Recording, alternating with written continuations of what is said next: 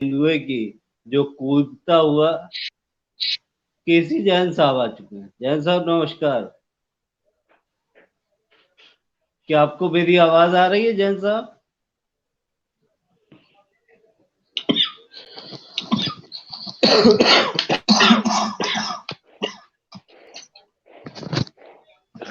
ठीक है।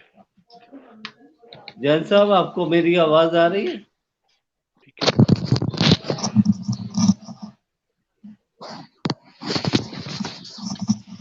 जैन साहब आप मुझको सुन पा रहे हैं?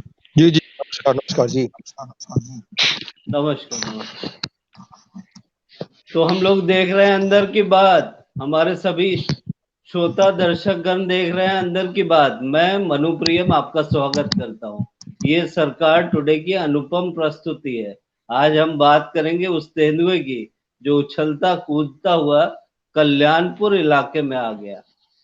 अब वो अपनी सीमाओं से बाहर आ गया या हम अपनी सीमाओं से बाहर जाकर अपने घर बना रहे हैं, बात इस पे करेंगे। हमारे पास तकरीबन 510 स्क्वायर किलोमीटर भूभाग पूरी विश्व में है, जिसमें से 30% मरुस्थल है, 24% पर्वतीय इलाके हैं, घोर पर्वतीय इलाके जहां पर जनजातियां रह सकती हैं, शायद रहती भी होंगी, लेकिन सभ्य मानव नहीं रहता है। इसके अलावा 40% 50% जो जमीन बचती है, इस पे शहर कस्बे गांव ये बसाकर सभ्य मानव रहता है। ठीक है, खेती किसानी करता है, सब कुछ करता है।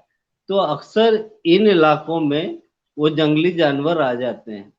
हमने लॉकडाउन के दौरान सुना था हर की पौड़ी हरिद्वार में एलिफेंट आ गया था, गजराज आ गए थे, आपकी गंगा की डॉल्फिन्स की संख्या बढ़ गई थी, ऐसा सुनने में आ रहा था।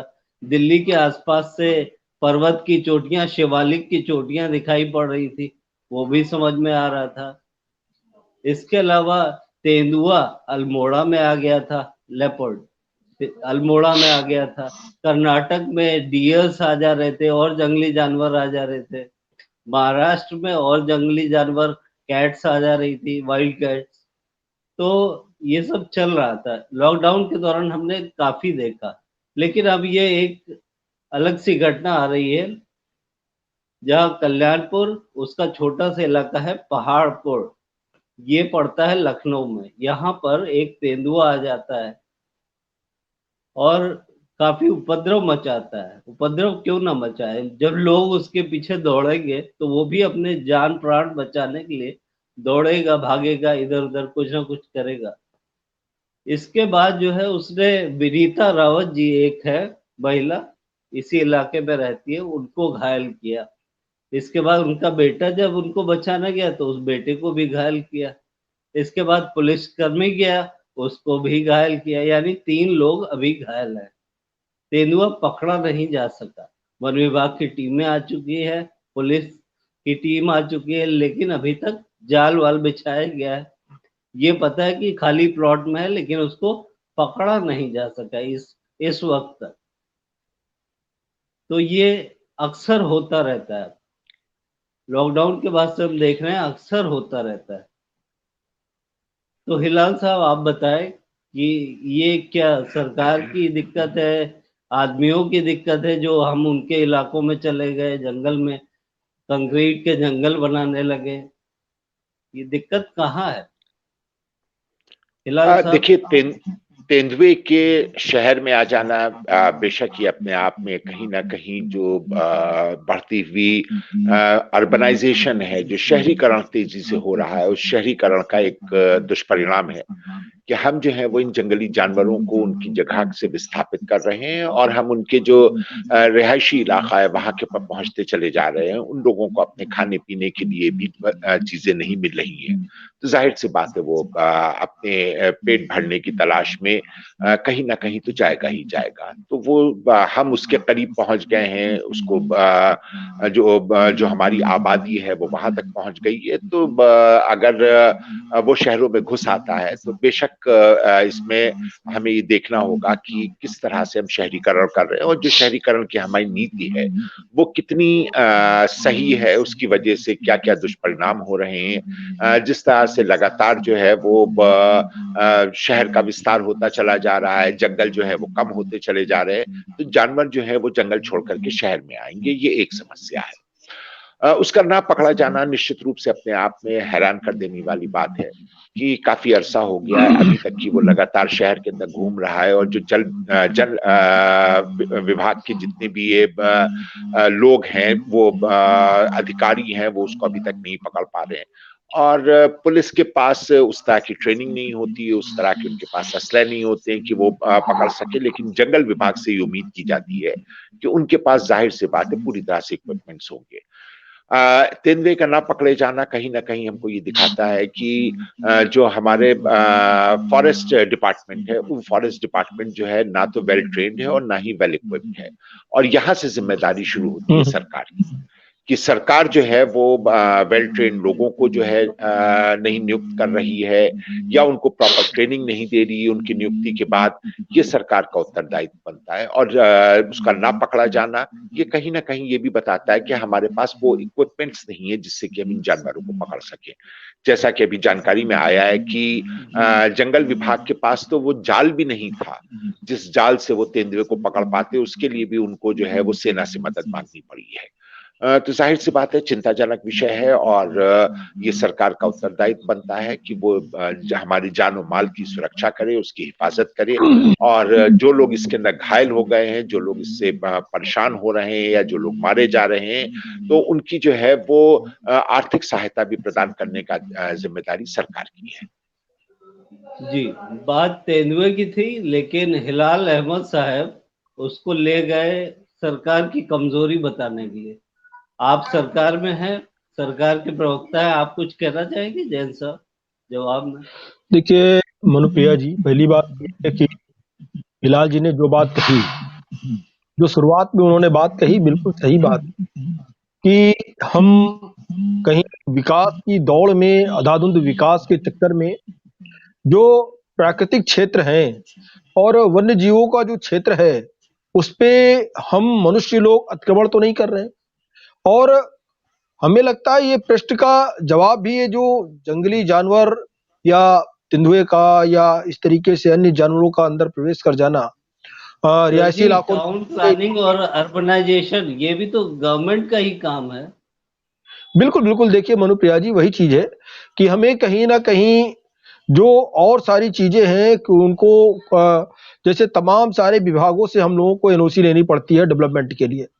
तो अलग अलग विभागों से एनओसी का भी क्या है कि सरकारी प्रोजेक्ट है और तो एनओसी भी ली जानी है क्योंकि दोनों सरकारी प्रोजेक्ट है।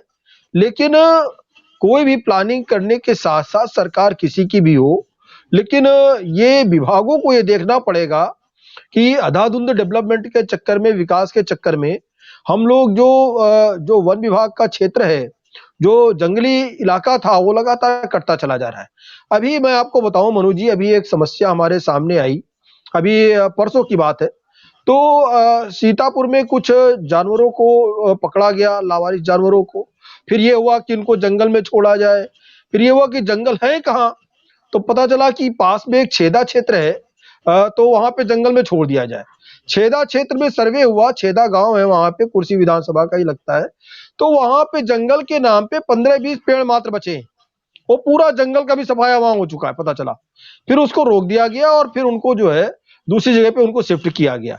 तो कुल मिलाकर के जंगल लगातार दो तरीके से कट रहे हैं, डेवलपमेंट की वजह से तो कर ही रहे हैं, जो सरकार की प्लानिंग उसमें भी कट रहे हैं, हम उसको इनकार नहीं करते, लेकिन हर एक व्यक्ति अपने लाभ के लिए लगातार जंगलों का कटान कर रहा है और जो सरकारी वन क्षेत्र है उसमें भी कटान कर रहा है। तो कुल मिलाकर के जब जंगल समाप्त होंगे, जो उनका वन्य क्षेत्र है, जो उनका आवास है, प्राकृतिक आवास है, जो ये चीते, बाघ, इनका सबका, तो शेर, इनका अगर जो प्राकृतिक आवास है नष्ट होगा तो जाहिर सी बात है भटकेंगे इधर उधर, और यही होता है कि भटक करके फिर ये रिहायशी इलाकों में प्रवेश कर जाते हैं। आपने सुना होगा कई बार कि कतनिया घाट के जो जंगल हैं, लखीमपुर खीरी का जो बॉर्डर है, नेपाल का जो उधर बॉर्डर पड़ता है, वहां पे कई बार जंगली जानवरों के शिकार वहां पे जो है ह्यूमंस हो जाते हैं, आदमी लोग हो जाते हैं। फिर होता है काम करते करते वहां पे वो वास्तव में इतने आदी हो गए हैं शेर बाघ भालू को देखते देखते वहां पर, कि वो खेतों में काम करते रहते हैं और शेर बाघ बगल से निकल जाता है। लेकिन कभी कभी वो आक्रामक होता है तो इस तरह की घटनाएं भी हो जाती है। जो वहां के रहने वाले लोग हैं उन्होंने इस तरह की चीजें बताई कि वो आसपास अक्सर वहां के जंगली इलाके से रिहायशी इलाकों में आ जाते हैं। क्योंकि जो वन क्षेत्र था वहां पे भी काफी कटान हुआ है, और वन क्षेत्र जो था वो किलोमीटर के एरिया में कट गया है, वहां पे खेत बन गए। तो ऐसे में वहां से जंगली जानवर है वो बाहर आना स्वाभाविक बात है। और बिल्कुल इसको जल्दी से जल्दी पकड़ा जाएगा, पूरी टीम लगी हुई है। हिलाल जी ने जो दूसरा प्रश्न चिन्ह लगाया सरकार के ऊपर, देखिए वो विपक्ष के नेता है और एक अच्छे प्रवक्ता है कांग्रेस के, हमारे बहुत घनिष्ठ मित्रों में से हैं, प्रोफेसर भी हैं। तो एक उन्होंने दोनों सारी बातों को मिला करके रखा। लेकिन पहली उनकी टिप्पणी बहुत ही शानदार टिप्पणी रही कि कहीं ना कहीं हम लोग ये आक्रमण कर रहे हैं, वो हमारे इलाके में नहीं आ रहे हैं बल्कि हम उनके इलाके में घुस रहे हैं, इसीलिए इस तरीके के दुष्परिणाम देखने को मिल रहे हैं। जी, दूसरा प्रश्न इसके साथ ही था। दूसरी कमजोरी उन्होंने गिनाई कि क्या वन विभाग के लोगों में भी कुछ कमजोरी है जिसकी वजह से अभी तक पकड़ा नहीं गया है। मैं आपको बता दूं देखिए वहां के लोग काफी दहशत ज़दा हैं इस बात को लेकर कि तेंदुआ उन पे आक्रमण ना कर दे। 3 लोग घायल हो देखिए चुके हैं ऑलरेडी।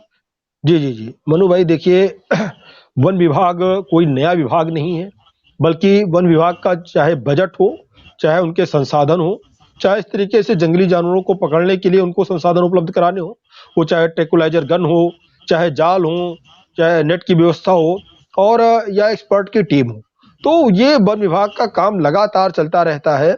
और टीमों को ट्रेनिंग देने का भी काम लगातार होता है, क्योंकि इस तरीके की घटनाएं अक्सर देखी जाती हैं, क्योंकि हम अतिक्रमण तो कर ही चुके हैं वन क्षेत्र में। तो ऐसे में हमें नहीं लगता है कि ऐसा कोई भी साल ऐसा होता है, कोई भी ऐसा ईयर होता है जहां पे इस तरीके के जानवरों का प्रवेश रियासी इलाकों में ना होता हो। लेकिन ये है कि उसको जल्दी से जल्दी पकड़ना इसलिए जरूरी है कि कहीं ऐसा ना हो कि देर हो जाए, कोई बड़ी घटना हो जाए।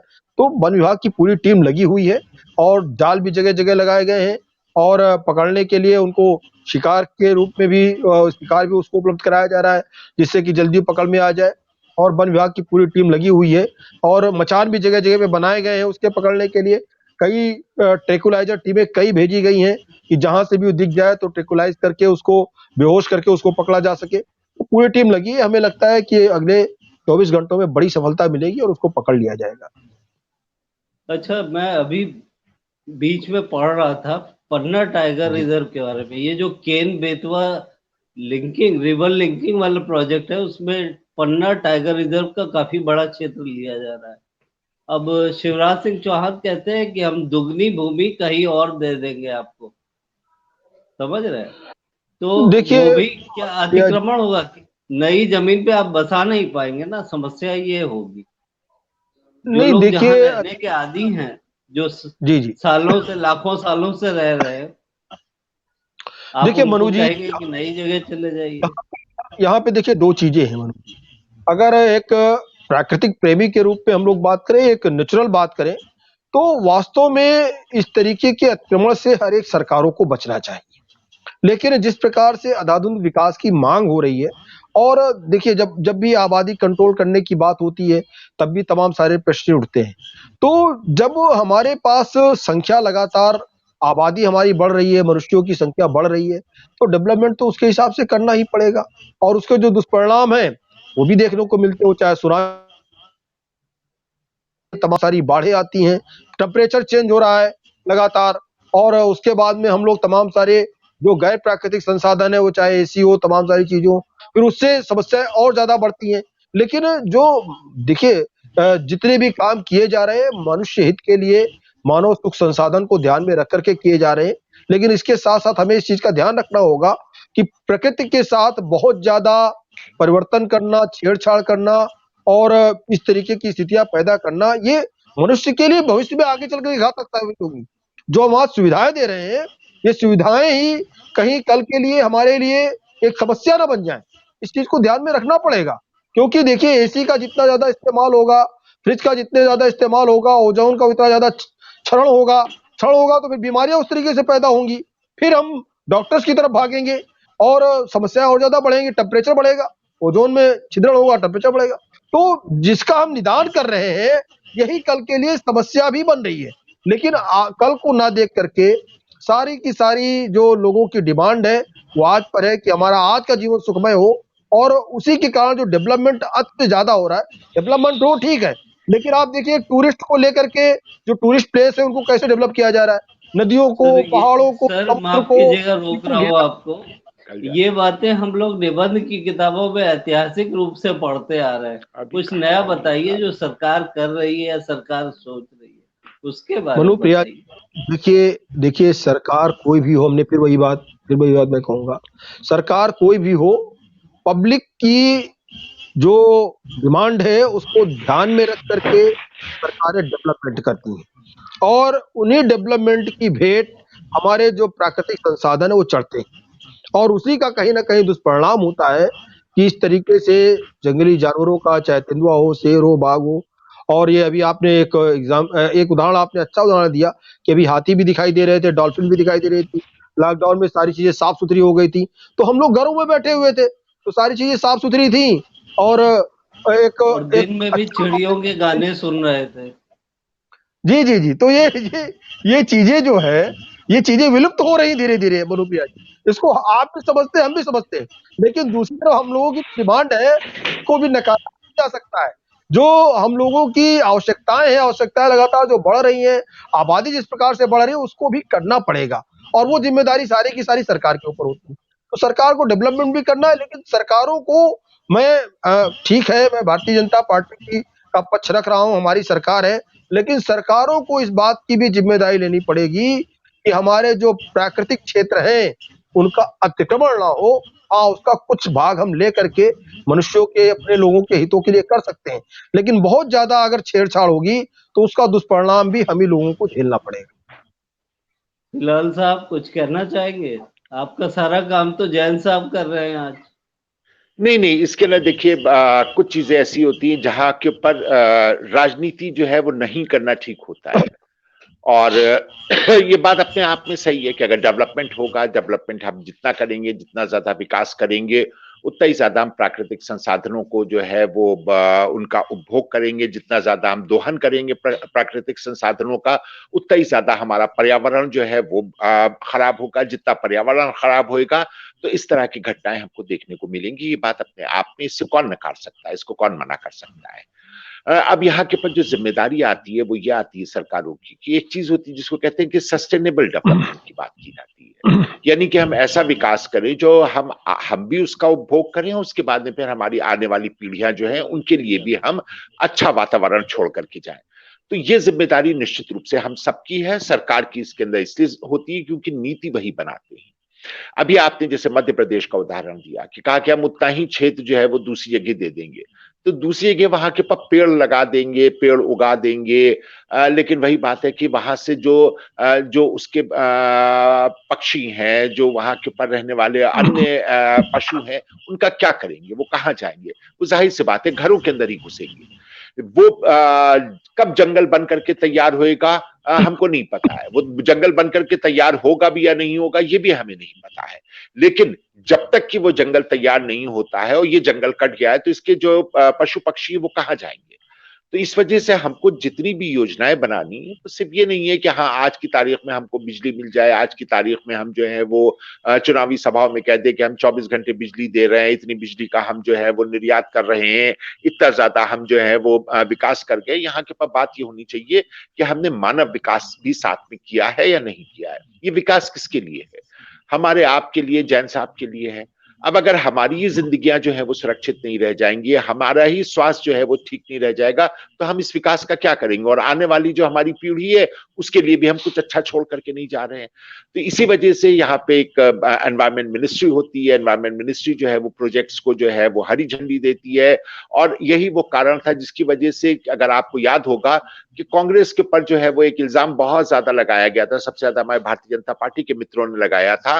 उन्होंने कहा था कि पॉलिसी पैरालिसिस हो गई है। अब पॉलिसी पैरालिसिस हो गई है। अब यहाँ के पर या तो हम जो है वो पूरी तरह से इस चीज की इजाजत दे दें कि आप जितना चाहिए पेड़ काट लीजिए, जितना चाहिए संसाधनों का दोहन कर लीजिए, जितना चाहिए संसाधनों को नष्ट कर दीजिए, या हम इस चीज का इंतजार करें कि जो हमारे संसाधन है उनको भी हम बचाएं और साथ ही साथ हम विकास भी करें। तो जब हमको ये करना होगा कि हमें अपना सस्टेनेबल डेवलपमेंट करना है, तो विकास जो है उसकी जो नई चीजें आनी है उसके अंदर कुछ ना कुछ समय लगेगा। अब उसके ऊपर अगर विपक्ष जो है वो ये कह करके चढ़ जाए कि साहब ये पॉलिसी पैरालिसिस हो रही है, तो ये जो विपक्ष है उसकी भी नासमझी है इसके अंदर, और साथ ही साथ कहीं ना कहीं ये उसकी संवेदनहीनता भी होगी कि वो इस बात को ना समझे कि हाँ एनवायरमेंट जो है वो सुरक्षित रखना है। बगैर एनवायरमेंट को सुरक्षित रखे हुए अगर हमने इस तरह से एनओसीज देते चले गए कि जहां चाहे आप वहां के ऊपर डिफेंस कॉरिडोर बना दीजिए, जहां से चाहे आप वहां के ऊपर क्या नाम है नदियों के ऊपर बांध बना दीजिए। देख लीजिए आज की तारीख में उत्तराखंड का क्या हाल है, जो बेभाव की वहां पे जंगल काटे गए हैं, बेतहाशगी से वहां पर जिस तरह से हाइड्रो इलेक्ट्रिक प्रोजेक्ट्स बनाए गए हैं, डैम्स बनाए गए हैं, तो उसका परिणाम क्या हो रहा है। आज की तारीख में सारे के सारे पहाड़ जो है वो दरक रहे हैं और बुरी तरह से बाढ़ आ रही है, और हर बाढ़ जो है वो पिछली बाढ़ से ज्यादा भीषण होती है, ज्यादा तबाही लेकर के आती है।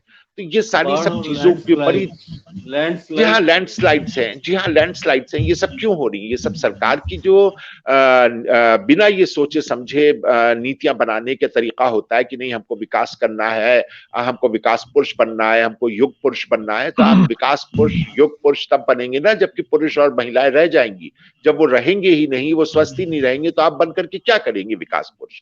और ये जो यहाँ के तेंदुआ है, जैसे हमने पहले ही कहा, देखिए इसके अंदर जहां तक कि सरकार का सवाल उठता है, तो सरकार इस जिम्मेदारी से नहीं हट सकती है कि उसको उन्हें जल्द से जल्द पकड़ना ही होगा।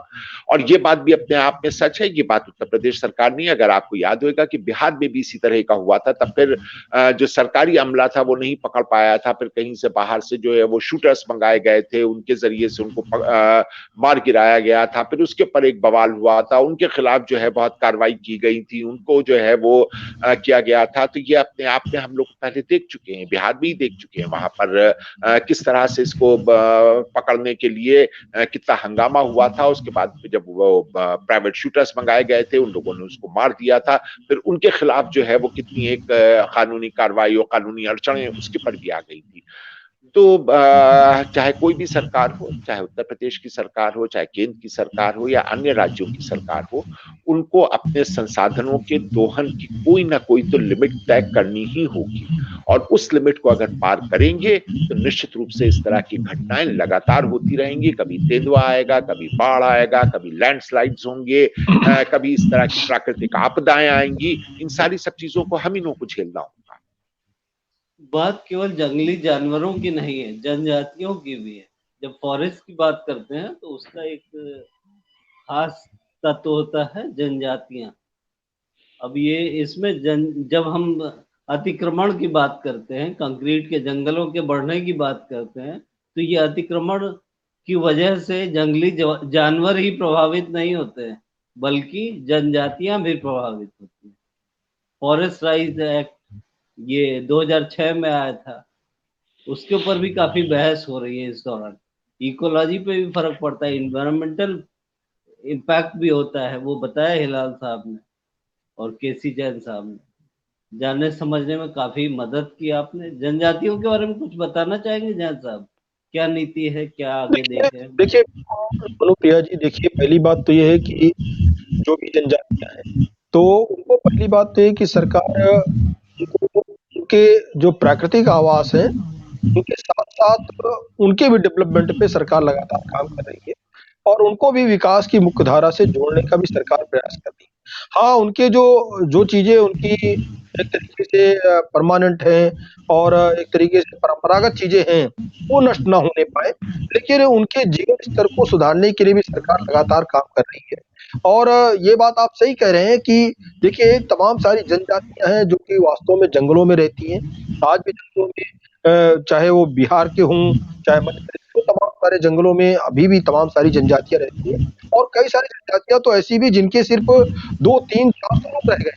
उनके पूरी जनजाति के 2, 3, 400 ऐसी भी जनजातियां हैं। तो सरकार ने पूरा उनका आंकड़ा, पूरा डाटा भी जुटाया है और उनके प्राकृतिक रहन-सहन, खान-पान सारी चीजों को संकलित किया गया, उनमें परिवर्तन ना करते हुए उनको विकास मुख्य धारा से कैसे जोड़ा जाए, उनके पास संसाधन कैसे उपलब्ध कराया जाए, इसपे भी सरकार ने जोर दिया है। जैसे तमाम सारी जनजातियां जो बम्बू बांस है उसके माध्यम से अपना जीवन यापन करती हैं, वो अपने जंगलों में और आसपास के इलाके में रह करके छप्पर डाल के रह करके वो बनाती हैं, बांस के बने हुए चीजों को ला करके शहरों में बेच के फिर वापस चली जाती है। तो उनके लिए भी सरकार काम करेगी कि बांसों का कटान ना हो, बांसों जो बांस है बम्बू है उसका किस प्रकार से ज्यादा उत्पादन हो और उनकी भी आय किस तरीके से बढ़े और उनको संसाधन किस तरीके से करा जाए। तो सारी चीजों पे सरकार ध्यान दे रही है। और क्या है जो इसका सबसे बड़ा निदान हमें ये लगता है कि हम लोग अगर चर्चा कर रहे हैं, चर्चा के साथ अगर निदान की तरफ बात करेंगे तो हमें लगता है चर्चा पूरी नहीं होगी। तो देखिए मुझे इसका सबसे बड़ा कारण जो है वो है बढ़ती हुई आबादी। बढ़ती हुई आबादी पे कंट्रोल नहीं होगा तो हमें वन भी काटने पड़ेंगे, हमें नदियां और तालाब जो है उसके भी अतिक्रमण करना पड़ेगा और अपने जीवन को अन्य बनाने के लिए आने वाली जो और पीढ़ी है उसको संघर्ष भी करना पड़ेगा। तो इसलिए सबसे ज्यादा जरूरी है कि बढ़ती हुई जो अंधाधुंध आबादी है, विस्फोटक स्थिति में हम खड़े हैं, उसको कंट्रोल करने के लिए नियम कानून बनाने चाहिए और साथ ही साथ आम जनता को भी उसको उसमें सहयोग करना चाहिए सरकार का कि इस तरीके से बढ़ती हुई आबादी को कैसे रोका जाए। धन्यवाद। हिलाल साहब कुछ बताना चाहेंगे आखिरी शब्द?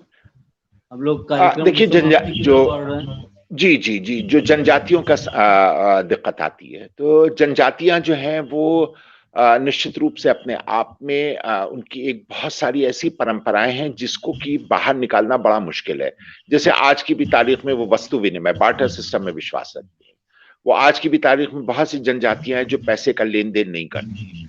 अब जो बार्टर सिस्टम में या वस्तु विनिमय में विश्वास रखते हैं वो पैसे का लेन देन नहीं करते हैं, तो जाहिर सी बात है वहां पे अगर डेवलपमेंट पहुंचता है तो वो उसका विरोध करते हैं।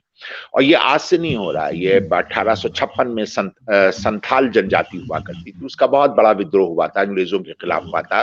वहां के पर जो रेलवे लाइन वगैरह बिछाने की कोशिश की गई थी, तब पे उन्होंने सारी रेलवे लाइनें वगैरह उखाड़ी थी और अंग्रेजों के खिलाफ जो है वो बहुत बड़ा आंदोलन चला था। तो इस तरह के बहुत से आंदोलन है, किसका नाम लें उसमें।